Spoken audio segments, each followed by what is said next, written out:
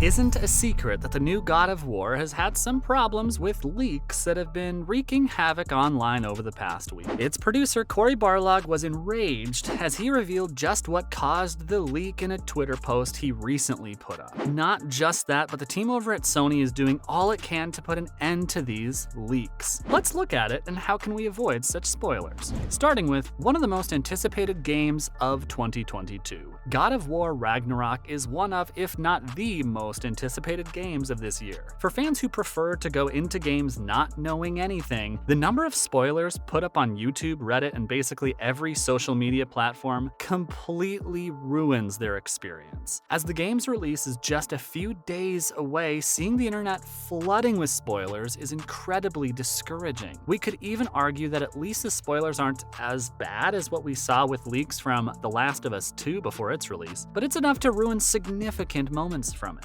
Fans have been encouraged to avoid social media as much as possible, along with muting multiple keywords to avoid as many spoilers as possible, but obviously, a lot of us are curious as to just how this took place. As Barlog recently posted, starting by saying how he gets having someone having an installer on a disc, especially since they contain almost no data on them like Modern Warfare 2's disc, but he followed it up by telling us that it was a retailer that was selling copies of the game 2 weeks before it was supposed to come out. People who've been posting videos, spoilers, and overall leaks could have gotten their hands on a copy much earlier than they're supposed to. But this isn't the first time it's happened. Though that doesn't invalidate the fact that it still has a huge effect on fans' experiences all over the world. The producer went on to talk about just how disappointing it is for him. Moreover, Cory Barlog is enraged. The producer is very angry that fans have to go through so much trouble just to avoid spoilers, stating that it's just stupid that they've got to deal with this. Furthermore, he says that clearly this isn't how the studio wanted the game's launch to play out. Even if only a single fan has a part of the game ruined for them, it potentially ruins their hype and anticipation for the upcoming game.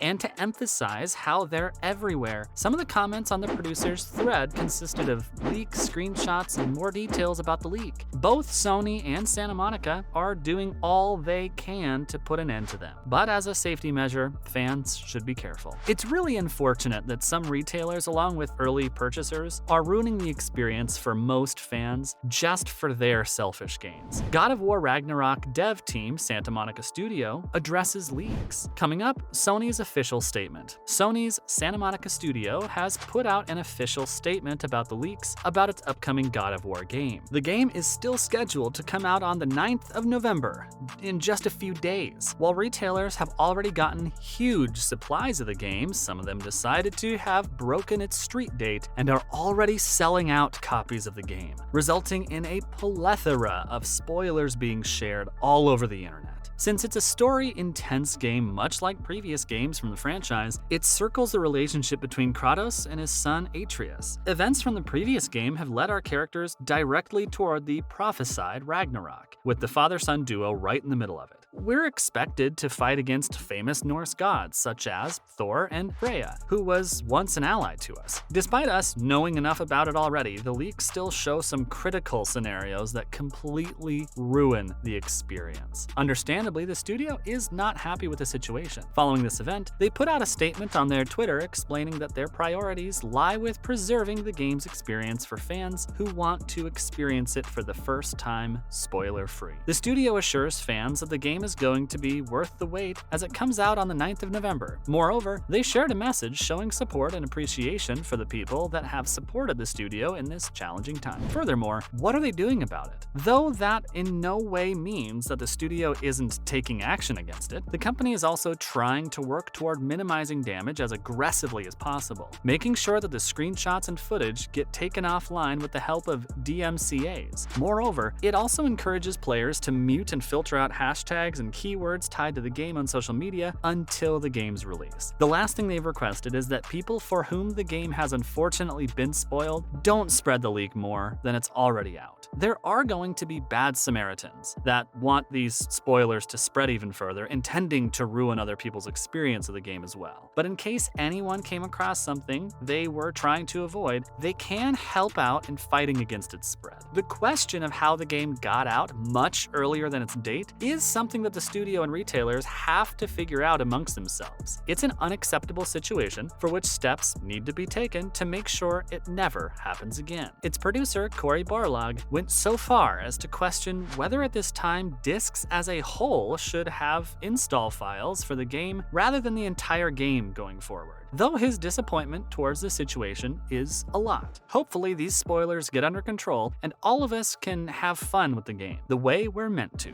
God of War Ragnarok questions answered. Additionally, where can we play it? Santa Monica's sequel to their critically acclaimed God of War reboot from 2018 is almost out, and it's safe to assume that fans of the franchise are more than excited. The game brings fans back favorite Atreus and his grumpy gathering to stop the devastating Ragnarok from happening. Since the second game is away in just a few days, a lot of fans have started searching for any information they can find about it. We're going to try and answer some of the most searched questions that fans have about the upcoming title, including its release date, length, price, and much more. Yes, the game's coming out for both the PS4 along with the PS5, though people playing the game on Sony's latest console will have much better visuals and much more graphics options. Moreover, the new console version supports DualSense for added haptic feedback and even 3D audio. Though there's some bad news for PC players, at least at first, the studio has slowly been putting out some first-party games up on Steam, like the original reboot, but if its sequel does make its way to PC, it's going to be a while before it does. Since the series is one of Sony's